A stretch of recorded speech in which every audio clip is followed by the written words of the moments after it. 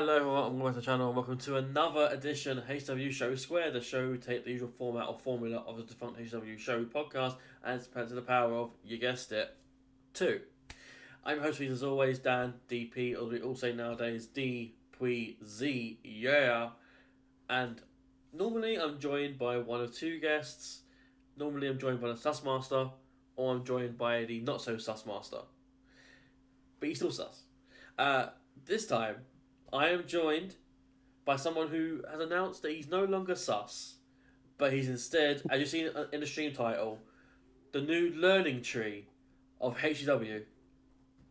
I am, of course, joined by Frozzy. Hello. I did not. I don't remember agreeing to this nickname, but I'll take it. Yeah, it was just like when you were naming the stream and you said it, I was like, "Where has that come from?" But okay, we'll move. We'll move. This is the gimmick now. But yeah, I am doing good. Just like looking forward to reviewing another NXT. It seems like me and Craig just alternate weeks. Yeah, Um, it's not by design. It's just whatever it no, is with Craig's reasons, and he just yeah, isn't able to do it every week, and yeah, it just so happens that you're free on the weeks that he's not. yeah. It did like very lucky that our schedule seemed to line up without us actually discussing Yeah, it. or Yeah. maybe you are. I can actually say me and Craig have never exchanged a single message outside of a group chat. So, but yeah, no, it's just good to be here again. So looking forward to it. Absolutely. This is, of course, as I said actually, it's episode 42 of the of Show Squared, which is, totally cool, 420 blaze it, whatever. Of course, RVD we period. Yes. But this is 2 weeks out from Battleground, which is the next PLE for NXT, and it's for the 28th of May. And we kick off with Ava. Ava recaps some generic stuff. NXT is always looking to break barriers and push the envelope and making history. And with that in mind, she brings out the guest of honor for this show, a famous rapper, Sexyy Red. Yeah. So when you say famous rapper, they are famous in America because I have never heard of this person until now. Nope. And anyone who calls themselves sexy in their name instantly becomes less sexy. I'm not going to comment on anything to do with that sort of stuff, but No, it's just something to say. Like it's just like that's just me. If anyone mm-hmm. has that in front of their name, it's just like, well, you're instantly less attractive to me now. Right, fair enough. So, like, you're saying, like, Prime Diesel, Big Sexy. Yes, don't ever do that. Yeah, it's not just say for one person. This is for everyone. Mm-hmm. You hear that, Kevin Nash? Frozzy's not Yeah, finding you sexy. yes, you are unattractive to me, big sexy. But no, Sexyy Red enters to one of her songs. I couldn't even attempt to name that song. Her gimmick is that she has red hair and is obsessed with shredding her stuff and shaking her ass. That's literally it. Yep. And she raps too. She announces that she'll be the host of Battleground. Yay. Yeah, She unveils the NXT Women's North American Championship. Cool. To be which fair, is the same as the men's. yeah, the title looks alright. It's like almost the opposite of the men's. It's just got a white strap. Yeah, it's a white strap with the red interior, whereas the men's is red strap with the gold interior. So, Yeah, yeah, it looks alright. It looks like the generic WWE design nowadays. yeah.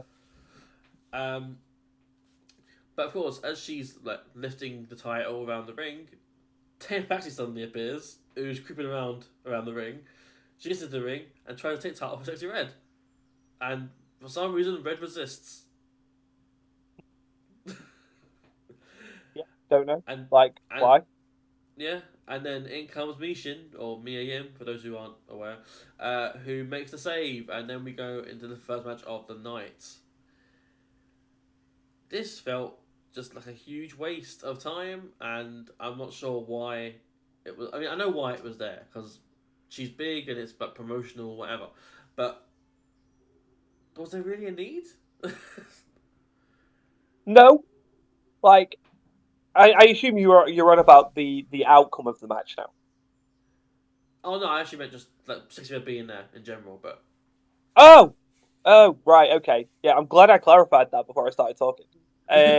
Yeah, no, there was no need. Like, anytime you get a special guest like host of something, Mhm. it's usually just like announced as a TV graphic, unless it's someone like The Rock or John Cena or as it was back then, like Hogan. They appear and they do it, Yeah, and they make a big deal of it because people in the wrestling world know them. I did not know this person. no, So no, if they'd have announced it on the TV graphic, I'd have had the same reaction. yeah. And the thing is, like, everyone seemed to know her, at least in the audience, and Yeah, it was like, okay, cool. And then I realized how out of touch I am because yeah, I think that's when they brought in Bad Bunny, and I yeah, was like, who the fuck's Bad Bunny? I have no yeah. idea who that is either. Like, No, no, I didn't know who he was. I think I've listened to one song of his in my life, even now, and that's the one he comes out to. oh, Booker T. Yeah, that is literally the only one I know. And I forgot that it was called Booker T. And I remember him now being in the entrance. Booker T was, and his Yeah. first match in the Get Up. Yeah, yeah, yeah. What a weird time that was. Ah, very weird. I mean, you got MCMIZ and Johnny Drip Drip. Yeah, They were the best thing about that whole thing. Uh, but no, we do move on to the first match of the night, which was the NXT Women's North American Championship ladder match qualifier. Fucking hell, that's a long title. yeah, It is, of course, Mishin taking on Tay and Paxley. Uh, during the match, Jada Parker comes on for commentary. Doesn't really add too much to the match. Um, Mishin wins with the Eat Defeat from out of nowhere. So that move, at least for Mishin, has great versatility. yeah. It So, was. what's it on? I'm just confused by the outcome of this match because it's very obvious that Michin isn't going to win this title. Yeah, So why not put Tatum Paxley in this match? That's what I thought they were going to do. Like, yeah, Michin's technically a main roster competitor. yeah, Give Tatum Paxley a win over a main roster person, makes her look strong going into the ladder match, gives her a valid reason to win. Everyone now knows that Michin's going to go into this match and not win the title. yeah. And Yeah, I felt between the six matches that were there, that were set up for this, yeah, I thought there was going to be a surprise winner. yeah, And I had it being Brinley over Jada, but that didn't yeah, happen. Um, so I thought it has happened on this show, and I thought Tatum's winning. She has to win because she even had the segment with Sexyy Red before, where she tries to yeah, like hand over the belt, like. And yeah, what was the point of having all that before if yeah, Tatum was going to lose anyway? yeah, yeah. Yeah, it's just like we must look at things just completely different to Shawn Michaels and be like, Shawn Michaels' logic Mhm. is severely like gone sometimes from all the concussions he's had in his life. Jesus, yeah. Yeah, But no, to be fair, I did rate the match 2.25 stars. It was I want a bad match. no, not at all. It got about 10 minutes, which is Yeah, that's good for it. It's good for what it was. Um, it did feel like it was lacking, and maybe yeah, that's because of a lack of chemistry, or because Tatum's not the strongest opponent for Mishin, maybe because yeah, Mishin might be a bit ring rusty because she's not had a match in however long. yeah. um, but whatever the reason was, it's just how I felt about the match. I didn't feel much of a click between the two of them. No, They had the cool standoff moment where they looked like did like creepy things like, "Well, hey, I'm hanging from the ropes." Like, yeah, yeah, yeah, yeah. But the last time I think I was on, we reviewed the first two matches of this mm. tournament. They were very short, whereas this one was a bit longer. So I feel like we were listened to. I think Sean watched the product. Hey, I like that. I like that. It feels weird that Mishin and Tatum got longer than Yeah. like Ivy Nile and Last Legend. Yes. But we got what we wanted, and we got longer matches. So Yeah, very true. Just we'll moving on take to what right we can get. people. Yeah. Anyway, if you disagree, feel free to hit me in the comments. Yeah. Backstage, Joe Coffey is with Mark Coffey. He's complaining that Ava is only allowing one person ringside. Okay. In comes Metaphor, though, minus Noam Dar, who accused Gallus of attacking Noam. And then Gallus denied all involvement in the attack on Noam Dar. Yeah. We remain backstage. Lola Vice, the future of women's wrestling, is shadowboxing when she's approached by Ariana Grace. Ariana is amazing in any role that she has backstage. Yeah. You are fully in love with this one. Which one? Ariana Grace. Well, yeah, both of them. Yeah. Like this is everything you'd want in a segment. Yeah, literally. I always forget about your love for Lola Vice until we do one of these, and I'm like, oh yeah. Mm-hmm. Ariana asks if Lola really wants to engage in another NXT Underground match, and suggests that it may have been in the heat of the moment that she accepted the match. And then she also questions, because Shayna's a true cage fighter, is Lola on that same level? Lola confirms that she wants this to happen. There was no mistake, and that she she then just goes to get a match for Ariana set up. So Ariana really just put her foot in it and just Yeah. She does swear, which is bleeped out, but yeah, but it's one of those definitely made for TV moments where it's like, oh shit, yeah, and there's like yeah. the NXT bleep appears and all that like. Yeah, it's like it's one of them moments where if you were doing it naturally, you would swear. Yeah, absolutely. They definitely manufactured at all, but we move on though to the next match of the night, which was between Riley Osborne and everyone's favourite Ridge Holland. Ooh, let's go, Ridge. See, look at that. The learning tree agrees. Ridge wins with what a movie calls The Redeemer, which I believe was formerly known as Northern Grit. I've watched back some comments I've said on other shows, Show Squared. I call every move that Ridge does Northern Grit. I don't know what move it is. Every single time he just hits a move, the Northern Grit. Yeah, suplex, Northern Grit. Yeah. Clothesline, the Northern Grit. Let's go. There you go. But he wins with a Rampage style DDT, and I mean Saraya's current finisher, which is like the lifted and DDT thing. If it makes you feel better, it's definitely called the Redeemer. Thank you. But I did rate the match 3 stars. It was pretty surprising. I actually quite enjoyed this. I didn't expect much from it, but these two delivered, and the storyline being told it's all right compared to what Ridge had in the past.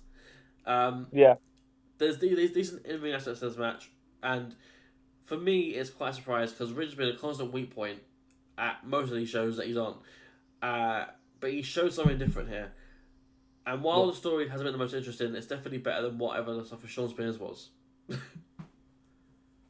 I forget that Sean Spears even exists weekly until I do this, and then he gets a random mention for no reason whatsoever, and I'm like, oh yeah, Sean Spears. Yeah, he's in it, see. But yeah, I don't know what the end game is with this. I don't understand.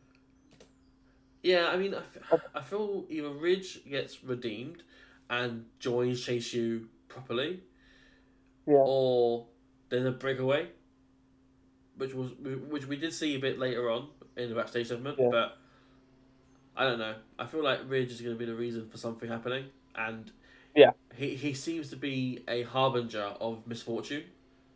Yeah. So I feel like bad things are coming for Chase U. Potentially, we'll see. But no, we move on to more bad things as we get a backstage interview with the OC. They warn that the beatdowns that they've been doing will continue until they get their NXT Tag Team title match. That's the main thing that they said. If Craig was here, he'd praise the promo, praise Carl Anderson, praise Luke Gallows, and praise everything about the OC and the Good Brothers. But Craig's not here, so let's shit all over the OC. Yes, they are crap. Yeah, they are so boring. It's just like these actively make me want to turn off the product. Yeah. Like they don't need to be here. Go away. Mm-hmm. The worst part is, and we'll get into the match in a minute, but NXT's trying to rely on their star power, and they've not had star power since coming back to WWE. Even before they left WWE, they didn't have star power. Like, Yeah. like it's not there for them. They're just. I'm not saying they're bad wrestlers, but actually, no, I am saying that they are bad wrestlers. It's just they're But not like enjoyable to watch. some of the stuff that they've been involved with, they haven't been like the main protagonists of. They've been like riding the coattails of other people, and they've made the name from being with other people. They're Yeah, not. If they hadn't have been with like AJ Styles, for example, people wouldn't care about these two. no. And like even go back to like the New Japan days, Yeah. like part of Bullet Club. Yeah. They weren't the main leaders of it. No. They were part of not Gallows, but Anderson was part of the Finn Balor era and the Styles Yeah. era. Yeah. So they again riding the coattails. Even in Impact, I don't know who's actually. To be fair, I don't know what they did in Impact. To be fair, but No, but well, I mean that says it all, though, doesn't it? Don't know what he did in Impact. yeah. I mean, if Craig was here, he'd probably have a whole encyclopedia laid out of what they did. But Yeah. but again, he's not, so we move on. Yeah. We spent far too much time covering these two. Mm-hmm. Backstage, Oro Mensah has been attacked in almost the exact same way that Noam Dar was a few weeks ago. Yeah, and now it's just very random, isn't it? They love this. NXT loved it. It was Big Cass, so Big Bill. We get on to the next match of the night, which was a tag match. Malik Blade and Edris Enofe with Brindley Reese taking on the OC, Carl Anderson and Luke Gallows. I note here about Edris's gear being luck inspired. I don't know if it's new gear, but he has like all the 4 suits of playing cards on his trunks. Yeah. Which is obviously very luck and very fortune based, with gambling and all that. But the OC win with the Magic Killer on Edris Enofe. I rated 2 stars. Again, my thoughts on the OC have been clear for a while. They don't add anything to the product. They don't have star power. Yeah. They don't have good in-ring ability. It's like they're veterans that don't know what they're veterans of. Yeah. It's like, like when you go to a carnival or when you go to some sort of wrestling show, but it's quite a cheap show. Yeah. It's like these two are the bookers of said show, but they can't wrestle for shit. But they're the ones who pay the rest of the talent. Yeah. The thing is now, like, what I want from this, because it's not going to go away until they get the title match, is that they get the title match and then they are beaten and it is done. And we're going to get that, aren't we? So. Yeah. But yeah, post match, Nathan Frazier and Axiom attack and challenge the OC to what I think is a non-title match at Battleground, so sort of like an eliminator. I guess. Oh, I thought it was a title match at Battleground. Well, I think they announced it later on, but for some reason, it's just the way they were talking about it, because it says like, we are never going to give you a title match until you earn it or until you prove yourself or something like that. Right. So I thought they were doing a non-title match as sort of like an eliminator thing where they would face them, and then if they won, they then got a title match. Right. This isn't a Wednesday night. What are you talking about? It's close enough. Backstage, Dante Chen is celebrating with various lower mid-carders like Hank and Tank. When in comes Lexus King to claim it was a fluke victory. Dante offers a chance to redeem himself Well, also proving that last week was not a fluke for tonight. So we're getting that match tonight. Yeah. Cool. That is my interest in Lexus King. That's valid. That's also the point. Same as me. We go on to something much more interesting. Roxanne Perez is here to find out who she's fighting at NXT Battleground. She talks a little bit. She berates the locker room, and Ava for not treating her with the respect that she says that she deserves. Out comes Ava, who announces the challenger at Battleground to be Jordan fucking Grace. This is unreal, by the way. Like, this is, you get it for Royal Rumble, but I did not see this coming. No, I didn't. I just assumed it was going to be some sort of main roster person. Yeah. Yeah, I'm very happy with this. This will be great. Yeah, absolutely. I couldn't agree more. The current TNA Knockouts champion, she comes, she's here. She last appeared, as you said, at the Royal Rumble. She introduced herself for those who aren't aware who she is, and she praises Roxanne for the work she's done so far, and looks to challenge Roxanne at Battleground. So he looks forward to challenging Roxanne at Battleground. Yeah. So, yeah. It's going to be a great night. Honestly, match of the night. Yeah, you could probably call it before it even happens. Mm.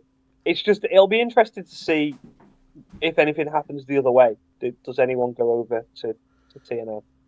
Yeah, I mean, if you read the reports and whatever, there is like apparently some sort of working agreement. Yeah.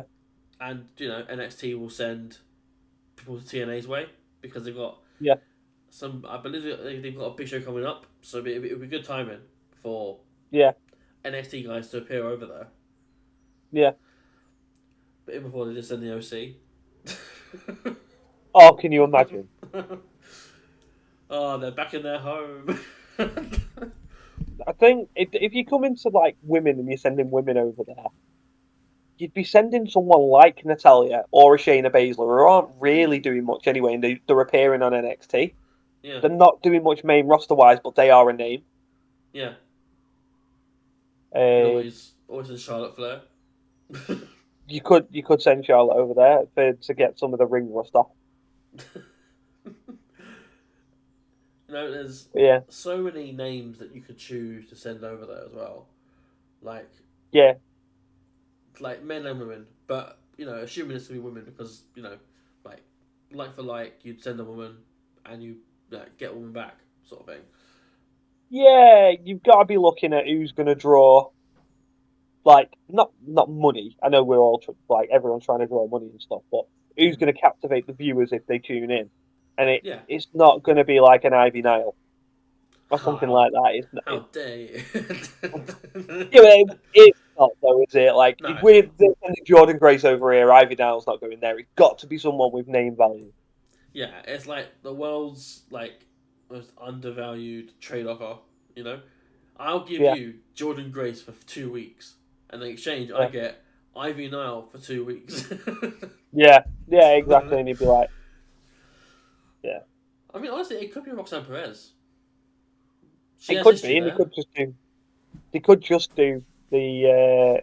It could just be a series of matches across both companies. Yeah, why not? Yeah.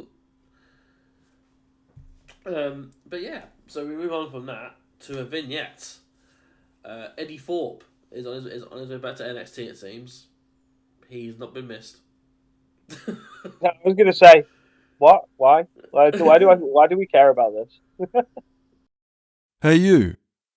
Yeah, you. Do you like this video? There is a button. It's a very sexy button. It says subscribe on it. I wish I could click on it, but YouTube won't let me. Damn fuckers. He's coming back, I guess. That's cool, I guess. Backstage, Chase U is at odds. Duke Hudson is with Riley Osborne, not trusting Rich Holland. Whereas Thea doesn't have time for this. She's got a match to prepare for next week, leaving Andre by himself when in comes Ridge. And despite everything at the moment, Andre's trying to maintain the peace. And maintains the process of one day at a time. So Yeah. things are just trudging along for Rich Holland and Chase U. Yeah. Whereas he actually is making a rift between Andre and Duke and Riley. Yeah. Whereas Thea is sort of the daughter figure to Ridge, I guess, is the Yeah. way of putting it. And she doesn't have time herself, so in a way she's separating herself from the whole thing as well. Yeah. So they've got to work something out. Yeah, it's a very, like, it's a weird storyline. Like you said, it's one of the better things that Ridge Holland's been involved in, but it doesn't, when you look at something and you think, oh yeah, that makes sense. I can sort of see where they're going. Mm-hmm. This, I don't get that. No. I don't know where they're going. Very weird. Very weird. Yeah. But we move on to next match of the night, which was between Ariana Grace and the future of women's wrestling, Lola Vice. This will have been your favourite 2 minutes of the whole show. Literally. Lola wins with a spinning back fist, which she calls the 305. I rated this 5 stars. No, I rated it 1 star. Yeah. It was like 2 minutes. It was nothing more than a squash match for Lola, which is a bit of a shame. But speaking of that, what is actually happening with Gigi or Georgina Dolan? Absolutely no idea, because the last one of the last things I remember, and I think we reviewed it, was when they went shopping for the dress. I know stuff's happened since. That's the last thing that's like in my head. Yeah. I'm still not over that whole segment. But yeah, no, it's very weird. Yeah. It's just this weird sort of build where they keep like stopping starting, Yeah, and it seems that again they're in that space that they've forgotten about it. yep. I don't know what's going on with it. I hope they come back to it because I want to see Gigi be transformed into Georgina. GG. Gigi. But no, it's quite fitting actually that you're here to talk about it because I believe Gigi's one of your favourites. Yeah, she is. I love Gigi Dolan, and it's just like they need to do either continue with that story or just get her back on TV regularly, because she's very, very good. Yeah, that's fair. Yeah, but instead we're getting this, which is arguably so much better. Post match, Lola Vice calls out Shayna Baszler, basically saying that she'll knock her out at Battleground in the underground. This leads to Shayna coming out and a pull apart brawl for security getting involved. Yeah. Backstage. Oh, sorry, go on. No. I was just going to say this is just like one of them. It's not. I hate pull apart brawls because they're either good or they're really, really bad. Mm-hmm. This was bad. Yeah, I think there's very rarely been a good pull apart brawl, especially in recent years. Yeah. Backstage, Natalia and Carmen Petrovic are here, and they're here with some new recruits, Carly Bright and someone else. I can't remember her name, but I think it's Carly's step partner. Praise is thrown around until Izzy Dane turns up and just sours the move for everyone. And it was also fists being thrown. So, that'll be a match this week. Yep. Backstage again. Charlie Dempsey is here, and he's with the NQCC. Feels like he's lost a part of himself since losing the trophy to Tony D'Angelo. And compares the NQCC to the D'Angelo family, saying how they've got structure, they've got balance. Why haven't we got that? We need to build that ourselves. And, if we want to be the leaders of NXT, we've got to be more like them. Yeah. To which they agree that they're going to have to fight, and they fight Tony. Miles Bourne wants to take on Tony next week, but Charlie says no. It'll be Damon who does it. So random. And there's a whole capiche thing, where Charlie's saying capiche, and then Damon's like capiche, what's capiche, and then Charlie's like capiche.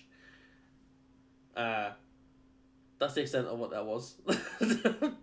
Yeah, it was hard enough to sit through the first time without you reenacting it. I know, right?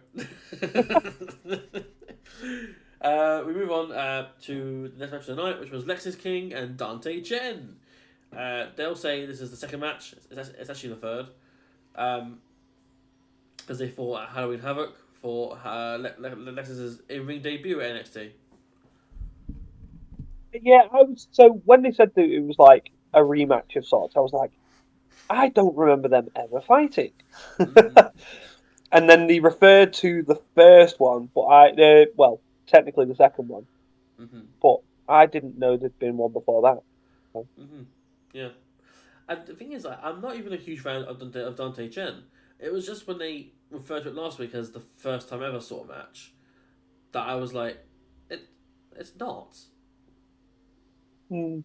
It's like, and like I said, I'm not a fan of Dante Chen particularly. I just remember him fighting already for the debut. Like, I remember specifically saying how bad Lexis King looked and was because he had that weird sliding chair gimmick. Yeah. Yeah, I'm not a fan of Lexis King. Yeah, no, I'm not either. But here's the match anyway. Uh, Yeah. Dante wins again, following a surprise crucifix roll up. I rated the match 1 star again. It wasn't a squash match, but just really quick, and I believe got less time than Lola and Ariana. Yeah, this went less than 2 minutes. Yeah. It was just a quick match. I ain't really got any comments about it. Dante sort of looks okay, but again, it's too short to really judge anything on it. Yeah, it's. I don't like. I think if there's a purpose and you've got a monster that you're building, then squash matches. Well, not squash matches, but short matches are fine. Yeah. But this just felt like it was for nothing. Just like, oh, we've got 2 minutes to use. Let's just do this. Yeah. And if you weren't sure of how bad, well, not bad, but how inept Lexis King actually is. After the match, he attacks Dante, and he takes him out essentially, and then he lifts the mat on the outside to reveal the hard under part of the floor. He goes to hit the coronation on Dante on the outside of the ring, and proceeds to essentially just land the move on the roll up mat rather than the floor. Yeah. I mean, kudos for keeping him safe, but do it properly. Yeah, I mean the move looks safe anyway. The coronation, yeah. I just don't do the mat roll up if you're not gonna do it. Yeah. I don't know. Anyway, me neither. We get a vignette. Josh Briggs questions what he's been betting on in regards to his career. He talks about Fallon Henley and Brooks Jensen and the whole partnership that they all had, but now he's not sure what he's doing for himself. And then in an interview following this, Sean Spears says that he'll help. He'll be the answer. But while not directly mentioning Josh Briggs' name, it's quite easy to assume that he means Josh Briggs. Yeah, it was all too coincidental. Yeah. So, at least he's not with Rich Holland anymore. Yeah, but we still get more Sean Spears. Yeah. Backstage, the D'Angelo family are planning. Tony wants to focus purely on the NQCC, while the others want to focus on tag belts. But whatever Don says goes, and nothing else can be focused on until the NQCC matter is settled. Yeah. And then there's a comment about how Tony doesn't trust Damon as far as he can throw him. And then Stax says something about him being a bag of wet cement. Yeah. Which was okay. Yeah. This whole segment was very random. Yeah. I think a lot of NXT segments are like this as well. Yeah. Well, I was thinking that when I said it's very random, and then I was like, I've said that a lot today. Yeah. We get NXT Women's North American Championship ladder match qualifier. the final one of the 6 between Ren Sinclair and Kalani Jordan. And I thought at this point there has to be a surprise. But Kalani can't lose this, surely. Unless there's maybe interference or something. But no, Kalani wins with the one-of-a-kind split-legged moonsault. She is the final qualifying competitor for this leather match at Battleground. And we are back to short women matches. Yes, we are. This was 3 minutes. Yeah, it was too good to be true, that first match. We were spoiled. Yeah. I rated it 1.25 stars. I had no doubt about the winner here, personally. Ren's getting better, though. Even switching up her gear. She's got that weird half trouser leg thing going on anymore. Yeah, and like you said as well, you were worried because there's been not many surprises in this. Yeah, and there hasn't been a surprise at all in these 6 matches. Yeah, and the whole point of building a ladder match like this, a multi-person ladder match, is to have at least one person who shouldn't be there. Yeah. A Brindley Reese would be great here instead of Jada Parker. A Tatum Paxton instead of a Mishin. Yeah. The ones aren't going to win, just have them be surprises instead of Jade or Mishin, Yeah, exactly. But the field is, as we know it, Fallon Henley, Sol Ruka, Lash Legend, Jada Parker, Mishin, and Kalani Jordan. Yeah. I can rule out at least 3 there already. Yeah, like you said, the way they've done it's just not good. Yeah. It's I don't know. But the match itself between Kalani and Ren was alright. It was just short. Yeah. Which is why I got the low rating it got. I also didn't notice this until I watched it back, but Ren Sinclair's entrance, her thing is she'll do this, and then she self high fives. Like DDP. I don't know why. I just find it quite amusing. That's all. Backstage, though, we're back in Ava's office when a wild Stevie Turner appears. She's frustrated at the lack of opportunity for herself. She's been trying to get herself more noticed on Level Up, to no answer. And then she complains about Jordan Grace and why she's gotten this title shot for no reason. The shot of Roxanne without any prior matches in NXT to actually earn that shot. When suddenly, in comes Jordan Grace. Of course. Right on cue. And gives Stevie an answer and sets a match for next week. So we're getting Stevie Turner and Jordan Grace next week on NXT. Yeah. Should be cool. Yeah, it should be. I don't know Yes, how Jordan Grace will win. I don't know how familiar you are with Stevie Turner though, but I've seen her on Level Up. She's alright. Yeah, not overly familiar too much, but I'll look forward to this match next week. We get now a backstage interview with Wes Lee. Wes talks about not getting the exact match he wanted at Battleground, but it is what it is, and he'll still be the underdog and he'll still get the win. He speaks on Gallus, and that you can see the fire in Joe Coffey's eyes, but as he's saying that, it comes over Femi. Oba says that he respects Wes, and ultimately the fire in Joe's eyes don't matter because he'll walk in as champ and he'll walk out as champ. Yeah, I think he's right. I don't think now's the time to lose this title. No, it's not. And saying that, I don't know who would take it from Oba at the moment. Yeah. Anything You do need now to start seems... building towards that. Yeah, I think right now no one's in the right spot for it. No. And the one guy who is currently the world champion, so... Yeah, exactly. If anyone else at the minute off the roster beat him, it'd kill him dead. Yeah. Whereas, I think if you build someone enough to become a legible threat, then fair enough. Yeah, exactly. So, it is Lola Vice, new North American champion. Men's North American champion. Yeah. But no. Moving on down to the main event, which was a tag match.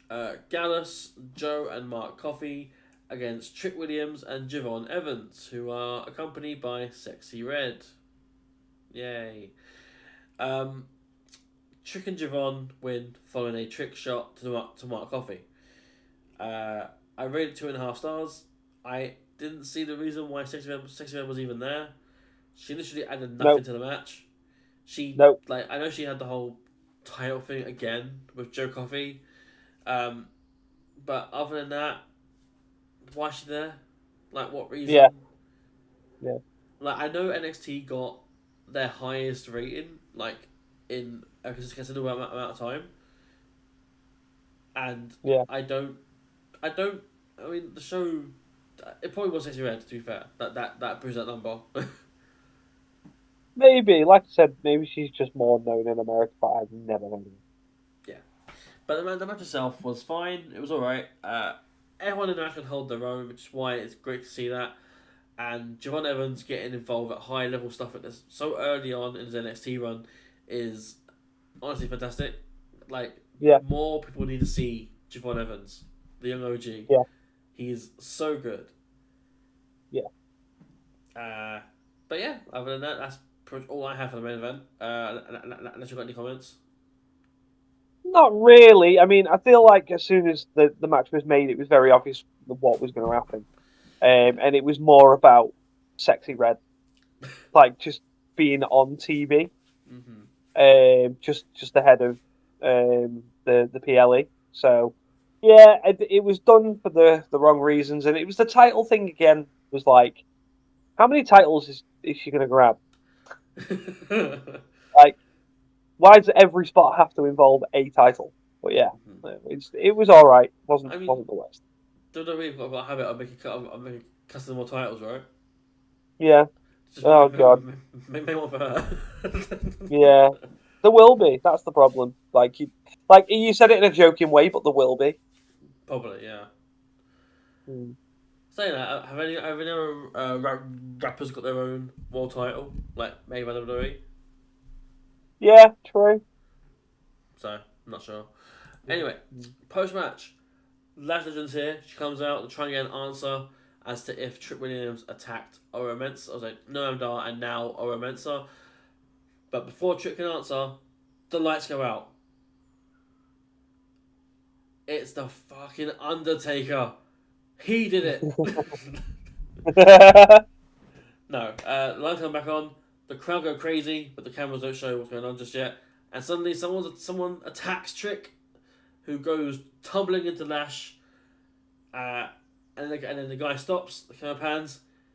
It's fucking Ethan Page. What? Yeah, it's so random. Like, I did not see this coming either. No. And it's great to see him in NXT. I just didn't think he was on his way there. Yeah. No, and sometimes you get like an inkling from people that they they do all right there or anything like that. That this man has not been talked about. No. In so long. Like I know he was doing. I know he sort of quietly left AEW, and then he was running Alpha One, which is his company in Canada. Yeah. Also involved in like Mystery Wrestling, which is also in Canada, which is Evil Uno's thing. Yeah. But yeah, as you said, no inkling whatsoever as to him being on WWE or NXT. So well done to everyone involved in that and keeping that under wraps, because someone usually gets something on something like this. Yeah. But so same with Jordan as well. Like that was under wraps very well as well. I didn't hear nothing on that either. Yeah. No. But Ethan reveals that he was the person who took out Noam Dar and Oro Mensah. Why? Yeah, but for what reason, Ethan? What have you done this for? But regardless, he's the one who did it, and now he's targeted Trick Williams, and he takes out Trick, and I guess you could say he whooped that Trick. He definitely whooped that Trick. Mm-hmm. And the final shot of the show sees Trick Williams taken out, while Ethan Page stands with Trick's NXT title. It's making it clear what title he's going for. Yes, the North American title. Yes. It's just the women's North American title. Where's Sexyy Red gone? She said it earlier, right? Yeah, exactly. He just picks up the wrong belt. He's going for the one that Sexyy Red's got. She has them all. But no, it wasn't a bad show. It's just No.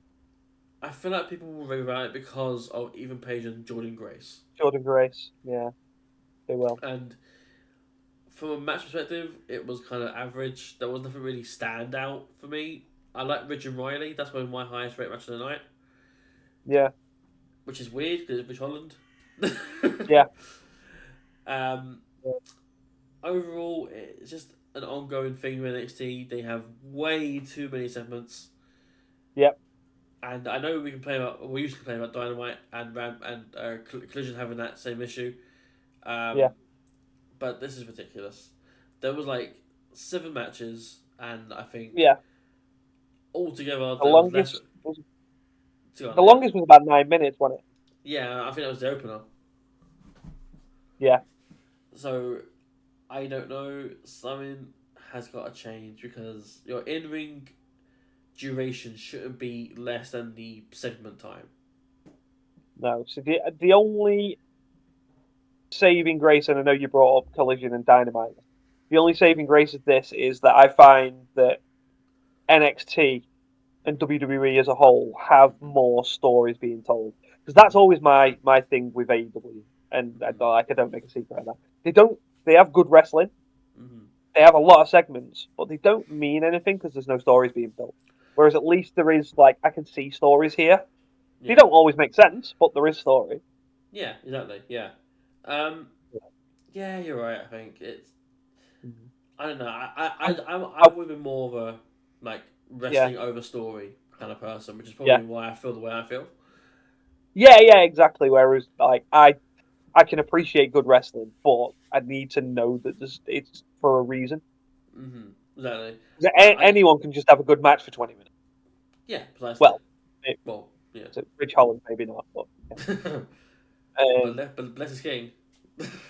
yeah, Alexis King. This is the thing is about the Rich Holland thing, like you said, it was like that he was the highest rated match. Is that when he does have a good match, he's very noticeable because everything he's in is bad. Yeah. Mm-hmm. So because it wasn't bad, you maybe overrated the match because you're like, oh my god, Rich Holland did something mad and had a good match, which would normally be like a 2.5-star match for like anyone else. But because it's Rich Holland, it's 3 because we didn't know he could do it.